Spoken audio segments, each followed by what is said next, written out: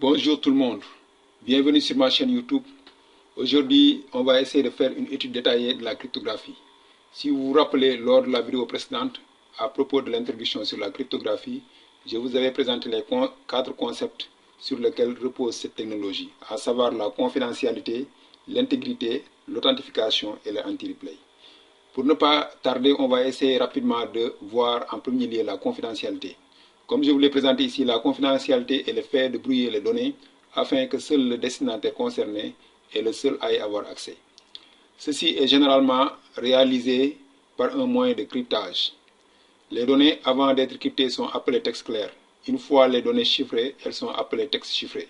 Donc les données qui sont en texte clair, tout le monde peut connaître ce qui est dedans. Tandis que maintenant, si les données sont chiffrées, seul le destinataire aura la possibilité de connaître ce qui est dedans. Donc le texte chiffré doit être complètement méconnaissable. Seul le destinataire doit avoir la capacité de déchiffrer le texte et d'extraire le contenu du texte. Donc la confidentialité se base sur le cryptage, un algorithme de cryptage publiquement connu avec une clé secrète et utilisée. Donc ce que je veux dire par ça là, c'est que l'algorithme qui est utilisé pour le cryptage au niveau de la confidentialité, c'est quelque chose qui est connu publiquement par bon nombre d'experts pour en quelque sorte évaluer son efficacité. Donc il existe deux types de cryptage, le cryptage symétrique et le cryptage asymétrique. Donc on va essayer de voir ici en premier lieu ce que c'est que le cryptage asymétrique. Parce que pour cette vidéo là, je veux être beaucoup plus clair. Parce que je vois qu'avec la cryptographie, beaucoup de gens ont des problèmes parce qu'il y a beaucoup de termes qui sont assez confus. Donc pour le cryptage symétrique, comme je l'ai présenté ici, le cryptage symétrique est un système de chiffrement qui chiffre et déchiffre les données avec la même clé. Maintenant, l'exemple typique qu'on va prendre ici tout au long de cette vidéo, je vais prendre mon ordinateur comme exemple et le serveur, par exemple un serveur qui se trouve sur le web comme l'autre partie de la communication. Donc par exemple, si mon ordinateur veut communiquer avec ce serveur ici, en utilisant le cryptage asymétrique, il y aura un seul clé. Par exemple, la clé, je l'ai mentionné ici, j'ai représenté ici une forme de clé, mais mettez en tête que la clé, du point de vue informatique, c'est par exemple une suite de caractères. Ça, vous le connaissez, par exemple, comme votre code secret que vous utilisez avec votre carte bancaire ou bien quelque chose comme ça. Donc, c'est quelque chose, c'est une suite de caractères. Par exemple, 1, 2, 3, 4 ici, appelons ça, c'est la clé qu'on va utiliser avec le serveur pour communiquer. Donc, le serveur aura connaissance que la clé, c'est 1, 2, 3, 4. Mon ordinateur saura aussi que la clé, c'est 1, 2, 3, 4. Donc, c'est cette même clé qui est partagée tout au long du cryptage symétrique. Donc, on va essayer rapidement ici de venir pour la page suivante de la présentation, pour vous présenter les algorithmes de cryptage symétrique, parce qu'il y en a plusieurs. Et puis, vous devez connaître, vous devez familiariser avec ce que je vous ai présenté sur le tableau. Je vous ai présenté ici, on a 5 types d'algorithmes. Le premier algorithme, on a ce qu'on appelle DS. La longueur de cet algorithme, ça s'étend sur 56 bits. Je vais en revenir pour mieux vous expliquer comment cette longueur-là, ça fonctionne avec le cryptage asymétrique. Le cryptage symétrique du moins, on a 3DS qui s'étend sur 168 bits. On a ce qu'on appelle AES ou bien AES en anglais, qui s'étend sur 128 bits. Et puis on a AES 192 qui s'étend sur 192 bits. Et dernièrement, on a AES 256 qui s'étend sur 256 bits. Comme je l'ai écrit ici en bas ici, c'est ça qui va permettre de comprendre comment cette taille ou bien la longueur de bits, comment ça fonctionne avec le cryptage symétrique. Par exemple, un bit, vous savez que ça ne prend que seulement 2 valeurs. Ça peut être 1 ou 0, ça vous le connaissez déjà. Lorsqu'une clé est décrite comme ayant une longueur de 56 bits, cela veut dire, ça indique qu'il y a 56 chiffres de 0 et de 1. Par exemple, il y a 56 chiffres, donc ces 56 chiffres ne peuvent avoir que la valeur de 0 ou 1 parce qu'on travaille avec le système binaire. Ça, je pense que vous le comprenez déjà. Donc, c'est-à-dire que la clé peu importe quelle combinaison de 56, peut-être n'importe quelle combinaison de 56, 1 et 0. Donc c'est comme ça que vous devez le comprendre. Donc vous pouvez déterminer la combinaison maximale. Donc ici, on peut savoir le nombre, par exemple, le nombre de clés ou bien qu'on peut concevoir avec ces 56 bits, ou bien le nombre de combinaisons qu'on peut faire. On peut faire jusqu'à 72, ce chiffre-là est assez vaste parce qu'on l'obtient en faisant 2 à la puissance 56. Donc c'est comme ça qu'on fait le calcul pour trouver le nombre de combinaisons qu'on peut avoir. Donc ici c'est un chiffre extrêmement grand que je n'ai même pas la possibilité de vous lire ça parce que c'est plusieurs milliards de combinaisons qu'on peut avoir avec les 56 bits. De la même manière, et puis plus on a plus de bits pour, par exemple, l'algorithme, plus je peux dire que plus le cryptage est plus sécurisé. Par exemple, avec 256 bits, on a un cryptage qui est extrêmement sécurisé avec le cryptage asymétrique. Mettez ça en tête. Parce que c'est comme le mot de passe. C'est comme le mot de passe. Par exemple, si vous choisissez un mot de passe qui est court, ce mot de passe ne sera pas sera moins sécurisé que le mot de passe qui est plus long, qui est plus long en termes de caractère. Donc ça, je pense que vous le comprenez déjà. Donc on vient ici sur la page suivante de la présentation pour parler du cryptage asymétrique. Comme je l'ai écrit ici, le cryptage asymétrique utilise différentes clés pour chiffrer et déchiffrer. Donc elles sont mathématiquement liées et toutes les données chiffrées par l'une des clés ne peuvent être déchiffrées que par l'autre clé. Donc ça c'est un point fondamental, mais je vois que beaucoup de gens peinent à comprendre ce système de cryptage asymétrique, parce que c'est un système de cryptage, je ne vous le cache pas. Si vous ne le comprenez pas, ça paraît être complexe, mais moi je vais essayer de simplifier les choses. Par exemple, quand vous entendez le cryptage asymétrique, il y a deux clés qui sont utilisées. Première clé s'appelle clé publique. Deuxième clé, on l'appelle ça clé privée. Et puis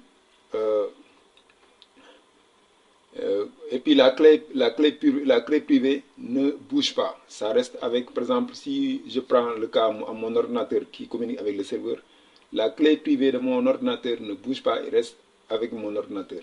La clé privée du serveur aussi ne bouge pas, il reste avec la clé privée du serveur.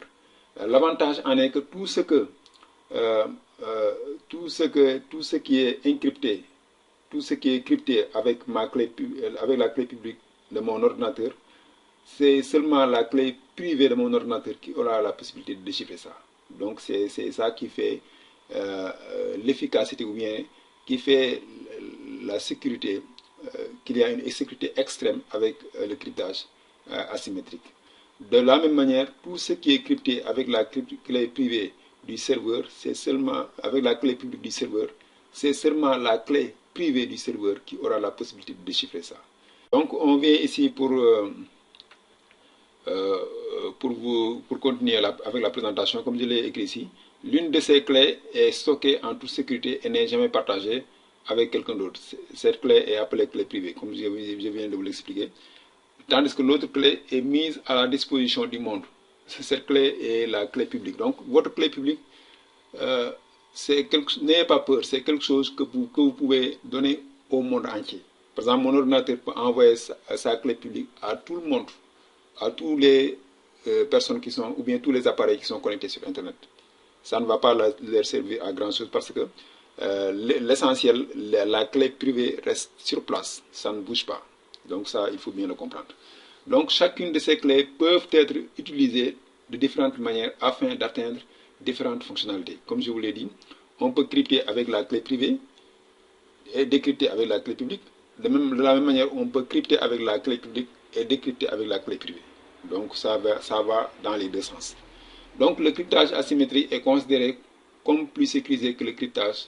Le cryptage asymétrique du moins est considéré comme plus sécurisé que le cryptage symétrique. Ça c'est évident. Parce que tout ce que je viens de vous expliquer prouve que le cryptage asymétrique est bel et bien plus sécurisé que le cryptage symétrique. Ça, je pense que vous le connaissez déjà. Donc, on va essayer de continuer la suite de la présentation. On va regarder ce que signifie signature d'un message avec le cryptage asymétrique. Comme je l'ai écrit ici, imaginons que maintenant le serveur veut envoyer un message à mon ordinateur. Mais cette fois, le serveur ne se soucie pas de la confidentialité, de son message. Donc, cela veut dire que le message, si quelqu'un connaît ce qui est dedans, le serveur ne s'en soucie pas. Raison pour la, comme je l'ai écrit ici, c'est-à-dire que le serveur ne se soucie pas de savoir si quelqu'un peut lire le message. Mais le serveur veut s'identifier à mon ordinateur. Quand le serveur fait quelque chose pareil comme ça, la plupart du temps, c'est pour s'identifier. Donc, en ayant la possibilité de déchiffrer le message avec la clé publique du serveur, mon ordinateur aura la certitude que c'est bien le serveur qui a envoyé le message. Donc, le serveur, pour s'identifier à l'ordinateur, il peut prendre un message qu'il génère aléatoirement. C'est un message qui est inutile, je peux le dire comme ça. Maintenant, il va chiffrer ça avec sa clé, il va chiffrer ça avec sa clé privée. Vous voyez? Puisque là, sa clé publique est disponible, c'est disponible partout, n'importe qui peut avoir accès avec la clé publique du serveur. Donc, le serveur sait que ce message qu'il a crypté avec sa clé privée, tout le monde peut le déchiffrer parce que tout le monde peut avoir accès à sa clé publique. Donc, mais la raison pour laquelle le serveur fait ça, c'est pour montrer à l'ordinateur que c'est lui bel et bien qui a chiffré ce message. Parce que ce message qui a été chiffré parce qu'on sait que la clé privée, au niveau de ce serveur, ne bouge pas, ça va rester sur place. Donc, une fois que mon ordinateur intercepte le message ou bien reçoit le message, il va prendre la clé publique du serveur. Cette clé publique du serveur, il va le prendre pour déchiffrer en quelque sorte le message. S'il parvient à déchiffrer le message, il saura bel et bien que ce message provient du serveur. C'est une forme d'identification qui est utilisée par les machines pour en quelque sorte s'identifier. Donc ça, je pense que vous le comprenez déjà. Donc, on va essayer de venir sur la page suivante de la présentation. Utilisation des deux formes de cryptage. Cela veut dire que le cryptage symétrique et le cryptage asymétrique, la plupart du temps, sont utilisés ensemble. La raison en est que, avec le cryptage symétrique, ça ne prend pas beaucoup de ressources au niveau de notre ordinateur. Ça aussi, il faut bien le comprendre, parce que ce n'est pas un cryptage qui est tellement qui ne demande pas beaucoup de ressources. Tandis que pour le cryptage asymétrique, ça demande beaucoup de ressources au niveau de notre, par exemple, processeur avec notre ordinateur. Donc, ça va jouer sur, en quelque sorte, l'efficacité ou bien le fonctionnement de notre ordinateur. C'est la raison pour laquelle le cryptage asymétrique n'est pas utilisé tout le long de la communication. C'est utilisé seulement la plupart du temps pour échanger même la clé symétrique. Donc, pour mieux vous expliquer ça là, on vient ici pour vous dire que, par exemple, le serveur démarre en générant aléatoirement une clé secrète symétrique. Donc, ça, c'est le début de la communication. Il démarre avec une clé secrète symétrique. Donc, cette clé-là sera utilisée pour le cryptage symétrique. Comme vous connaissez que le cryptage symétrique, il y a une seule clé qui est utilisée. Le serveur utilise la clé publique de mon ordinateur pour, en quelque sorte, chiffrer la clé secrète symétrique. Cette clé symétrique cryptée est envoyée via le réseau à mon ordinateur. Donc, mon ordinateur peut utiliser sa clé privée pour extraire la clé secrète envoyée par le serveur. Donc, à ce stade, les deux parties disposent désormais d'une clé secrète identique qui va leur permettre de faire le cryptage asymétrique qui pourra en quelque sorte crypter tous les données qui seront envoyées durant la communication. Donc, c'est comme ça que les deux formes de cryptage, à savoir le cryptage asymétrique et le cryptage symétrique, sont utilisés ensemble pour avoir pour en quelque sorte avoir une efficacité ou bien pour rendre la communication entre les deux appareils beaucoup plus efficace. Donc, grosso modo, c'est ça que je voulais expliquer pour l'utilisation de ces deux formes de cryptage. Donc, on vient ici pour parler d'intégrité. comme je vous l'ai présenté ici, intégrité, c'est la fonction, comme je l'ai écrit ici, la fonction de hachage est utilisée pour assurer l'intégrité des données. Donc, on va regarder ce qui est la fonction de hachage, comme je l'ai présenté ici. La fonction de hachage, un algorithme de hachage est une formule mathématique qui prend des données et produit comme résultat une suite de caractères représentant les données originales. Donc, le hash ou résultat est appelé ce qu'on appelle, ça c'est un terme en anglais, mais j'ai préféré laisser ça pour ne pas traduire ça en français parce que vous allez voir le mot digest. Digest, quand vous voyez ça, ça signifie seulement le hash ou bien le résultat qui a été obtenu lors de l'utilisation de la fonction de hachage. Donc, ça, c'est aussi simple que ça. Le mot est tellement lourd, mais ça ne signifie que seulement le résultat qui a été obtenu en utilisant la fonction de hachage pour, par exemple, en quelque sorte, pour hasher des données avec nos appareils. Donc, on vient ici sur la page suivante de la présentation, comme je l'ai écrit ici, comment l'intégrité des données est assurée. Maintenant, imaginons que mon ordinateur souhaite envoyer un message au serveur et souhaite que l'intégrité de son message soit garantie. Mon ordinateur utilisera la fonction de hachage sur le message et inclura le digest avec le message. Pour mieux comprendre ça, là, par exemple, si c'est ce message-là qui doit être envoyé au niveau du serveur, ce message-là, mon ordinateur va utiliser la fonction de hachage pour générer le digest. Avec ce digest-là, c'est ça, ce digest, du moins, ce digest, c'est ça qui va être envoyé avec ce message au niveau du serveur. Donc le serveur, quand le message arrive ici, il va en quelque sorte utiliser la fonction de hachage parce qu'il saura quelle fonction de hachage utiliser, ça je vais en revenir. Et puis il va générer son digest. Si les deux digests sont identiques, en ce moment, donc le serveur saura bel et bien que le message n'a pas été modifié en cours de route. Donc c'est comme ça que ça fonctionne. Et si un individu malveillant intercepte le message provenant de mon ordinateur, le modifie et utilise la fonction de hachage pour créer un digest avant de l'envoyer, donc le digest que va trouver le serveur va correspondre au digest du malveillant, de l'individu malveillant, ce qui va empêcher le serveur de savoir que le message a été modifié en cours de route. Donc si, par exemple, mon ordinateur a déjà créé un digest à partir de ce message, mais malheureusement, ce monsieur malveillant a intercepté le message et il a en quelque sorte modifié le message et en quelque sorte régénéré ou bien en quelque sorte fabriquer son digest à partir du nouveau message qu'il a créé. Le serveur ne saura pas ça parce que lui, quand il reçoit le message, il va utiliser la fonction de hachage et certainement, s'il utilise la fonction de hachage, il va trouver le même digest que l'individu malveillant lui a envoyé. Donc ça cause un problème. Donc pour pallier à ça là, c'est la raison pour laquelle j'ai écrit ici comment résoudre ce problème.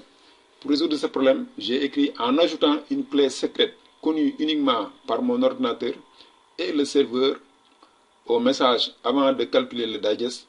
Dans ce cas de figure, la clé secrète peut être n'importe quelle série de caractères ou de chiffres.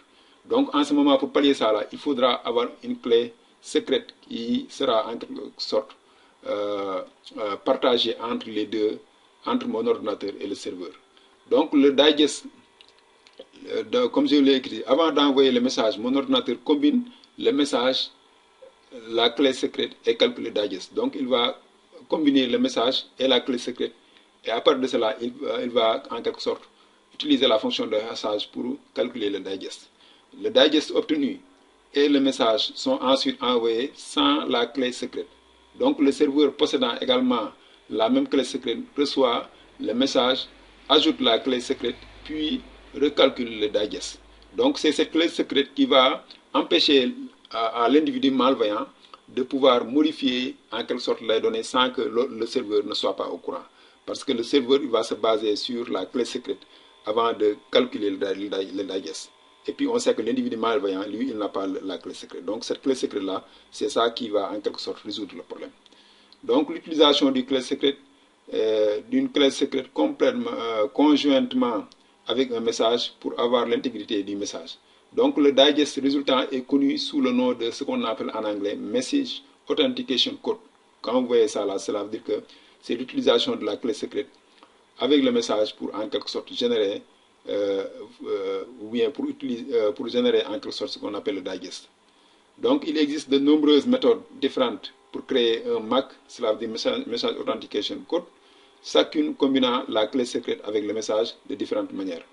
Le MAC le plus répandu aujourd'hui est celui qui mérite d'être mentionné en particulier et connu sous le nom de ce qu'on appelle HMAC. HMAC, quand vous le voyez là, ça signifie Hash Based Message Authentication Code. Donc c'est ça que ça signifie. Donc grosso modo, c'est comme ça qu'on peut résoudre le problème que je viens juste de vous montrer. Donc on va essayer de venir ici sur la page suivante, la présentation. Comme je l'ai écrit ici, mon ordinateur veut signer un message pour le serveur.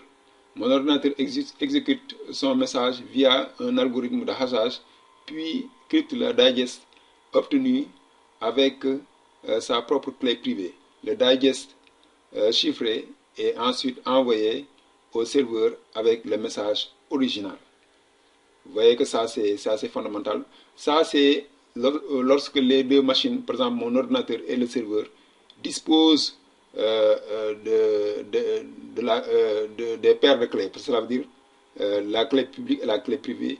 Ils pourront aussi utiliser ces deux clés-là pour en quelque sorte empêcher un individu malveillant d'intercepter en quelque sorte le message pour en quelque sorte jouer sur l'intégrité du message. Le serveur compare ensuite le digest qui a été envoyé et le digest qu'il a calculé. S'ils sont identiques, alors le serveur sait que le message provient de mon ordinateur. Donc c'est un peu lourd, mais ce que je vais vous expliquer à part de ça là, cela veut dire que la clé privée est très très fondamentale parce que mon ordinateur il peut utiliser la clé privée pour en quelque sorte à partir du digest même il va encore crypter le digest. Vous voyez que ça c'est important, il va crypter le digest. S'il crypte le digest, il envoie ça avec le message. Lorsque le serveur va en quelque sorte utiliser la fonction de hachage pour obtenir le digest, il va encore prendre le digest qui a été crypté pour l'ouvrir avec la clé publique de mon ordinateur. Vous voyez que c'est intéressant. Et en ce moment-là, il aura la possibilité de savoir si les données ont été modifiées en cours ou pas. Donc, tout ça là, c'est la solution pour parer, par exemple, à un individu malveillant qui peut se trouver au milieu de la communication pour essayer de modifier les données. Donc, je pense que vous le comprenez. Donc, on va essayer rapidement de revenir sur la page suivante, la présentation, pour voir les types de fonctions de hachage. Ici, je vous ai montré ici on a quatre que vous allez la plupart du temps rencontrer au quotidien. En premier lieu, on démarre avec l'algorithme qu'on appelle MD5. Et puis on a ce qu'on appelle SHA. MD5, ça s'étend sur 128 bits. La longueur des bits, là, je vous ai déjà expliqué leur utilité. Et puis SHA, ça s'étend sur 160 bits. SHA 384, ça s'étend sur 384 bits. Et SHA 256, ça s'étend sur 256 bits. Donc la principale différence entre chacun d'eux réside dans la taille du digest. Donc plus la longueur des bits est grande et plus grande, plus en quelque sorte l'algorithme est plus sécurisé, comme vous le voyez ici. Donc on considère généralement qu'un algorithme de hachage qui aboutit à digest plus long a tendance à être considéré comme plus sûr. Donc ici même, avant de continuer, on va essayer de venir ici sur ce site-là. C'est un MD5 hash generator, comme vous le voyez en anglais. Que, par exemple, quand j'écris ici salut, ça va me générer, si je dis générer, vous voyez que ça m'a généré deux hashes en utilisant deux types de fonctions. Première fonction, c'est ce qu'on appelle MD5 que je vous ai montré. Ça, c'est ça qui s'étend sur 128 bits. Et le SHA, ça s'étend sur 160 bits. Vous voyez que ça, c'est plus long. Donc le SHA, normalement, doit être plus sécurisé. Néanmoins, le MD5 aussi, c'est quelque chose qui n'est pas tellement mal. Donc, vous voyez que les deux formes génèrent aussi des hashes différents. Par exemple, si je change un peu le cellulage, par exemple, si j'ai enlevé le T là, vous voyez qu'ici, ça termine par 17, 47, 17. Si on change ici, par exemple, j'enlève le T et je clique sur Generate, vous voyez que automatiquement, on obtient quelque chose qui est complètement différent. Vous voyez que c'est comme ça que le hash est tellement important parce qu'une fois qu'on touche un peu aux données, le résultat, c'est qu'on aura un hash qui sera complètement différent, ou bien un digest qui sera complètement différent, parce que c'est ça qu'on appelle le digest, que je viens tout juste de vous montrer sur la présentation. Donc, on va essayer rapidement de continuer sur la page suivante de la présentation. On va parler de authentification. Comme je l'ai écrit ici, authentification cherche à fournir la preuve que l'autre côté d'une communication est bien celui qu'il prétend être et celui que vous souhaitez qu'il soit. Et il existe plusieurs façons de vérifier l'authentification. Par exemple, on a ces trois exemples-là. La plupart du temps, vous allez utiliser ça au quotidien. Par exemple, nos utilisateurs mot de passe, c'est sûr et certain que la majeure partie d'entre vous ont utilisé ça. Clés secrètes partagées, ça peut être utilisé. Je vais vous montrer des exemples où on peut utiliser ça. Et puis, certificat numérique aussi, c'est utilisé au quotidien. Donc, on va essayer rapidement, en premier lieu, de voir nos utilisateurs et mots de passe.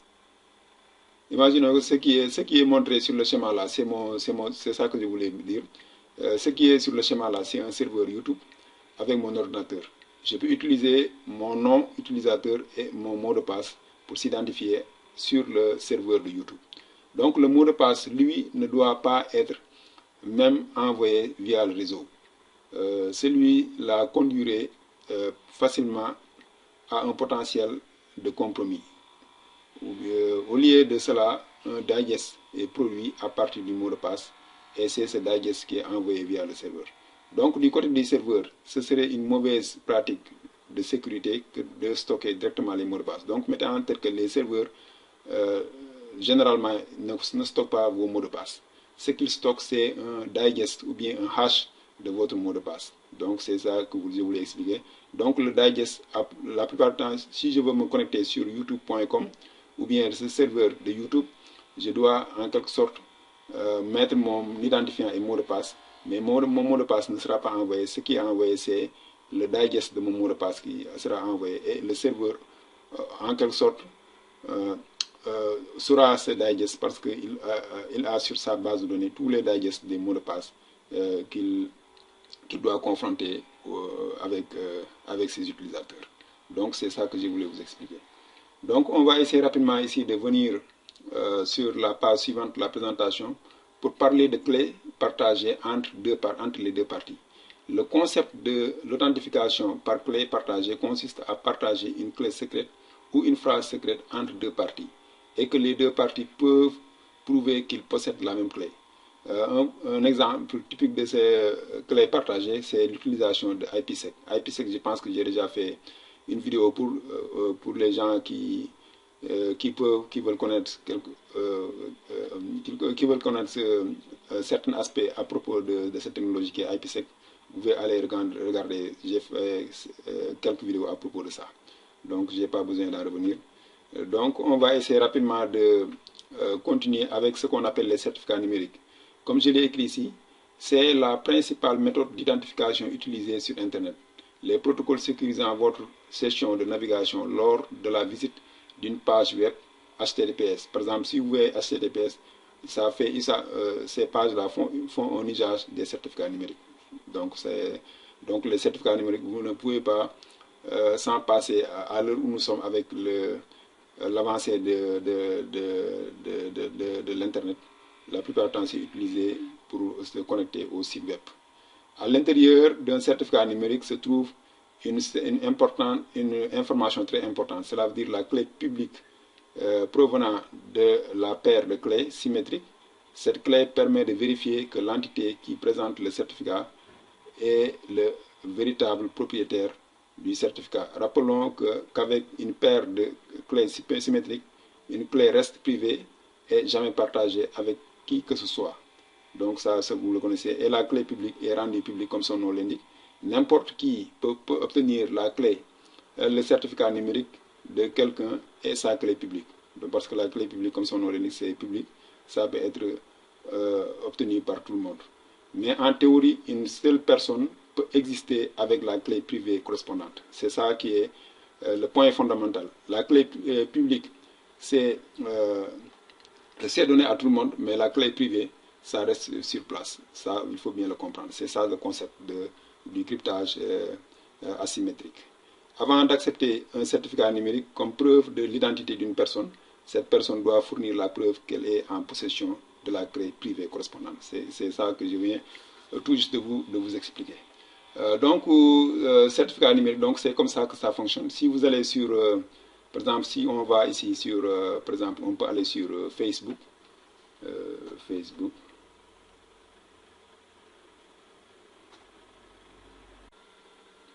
Vous voyez, quand on clique ici sur le cadenas là, vous voyez, il dit connexion sécurisée. Vous pouvez cliquer pour voir beaucoup plus d'informations. Quand vous cliquez sur plus d'informations, vous voyez, c'est ça dont je vous parlais d'afficher le certificat. C'est ça le certificat numérique, comme vous le voyez. Et puis le certificat numérique, ça va contenir en quelque sorte la clé privée de ce serveur qui n'est bien d'autre que le serveur de Facebook. Parce que sur Facebook, mettez en tête que ça, Facebook a beaucoup de serveurs. Vous voyez les noms alternatifs de ces serveurs, comme vous l'avez ici. Serveur DNS et tout ça là. Et à l'intérieur, il y aura la clé privée en quelque sorte. Ça, c'est la signature. Cette signature, ça se fait avec la clé privée, la clé publique en quelque sorte du serveur et tout ça là. Donc, c'est ça le certificat numérique, comme vous le voyez. Ça, c'est utilisé lorsque, dans la majeure partie des sites que vous allez consulter sur Internet, ce certificat numérique est utilisé. Donc, c'est ça que je voulais mentionner. Donc, on va essayer rapidement de venir ici sur la page suivante de la présentation pour dire que si le serveur présente son certificat à mon ordinateur peut générer une valeur aléatoire et chiffrée avec la clé publique du serveur. Donc, le serveur devrait être la seule personne possédant la clé privée associée à cette clé publique. Et par conséquent, le serveur devrait être le seul capable d'extraire la valeur aléatoire. Par exemple, si mon ordinateur prend, par exemple, quelque chose aléatoire, un texte ou bien quelque chose comme le texte que je viens tout juste de vous montrer avec la fonction de hash, par exemple, un texte salut, et puis il va crypter ça avec la clé publique. Il va crypter ça avec la clé publique du serveur. Donc le serveur doit être en mesure de décrypter ça avec sa clé publique pour prouver qu'il est bel et bien le propriétaire du certificat. Donc c'est comme ça que je voulais vous expliquer ce système de certificat, parce que les certificats, mettez en tête qu'aussi ce sont des certificats qui sont distribués par des organisations qui ne font que ça. Par exemple, si on revient ici sur Mozilla Firefox, sur les informations du certificat, par exemple, ce certificat-là,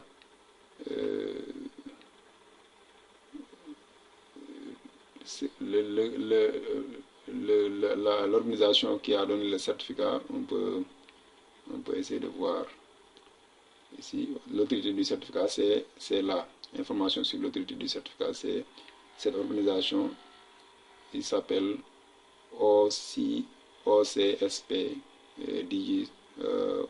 Donc c'est cette organisation qui a donné le certificat à Facebook, comme vous le voyez ici.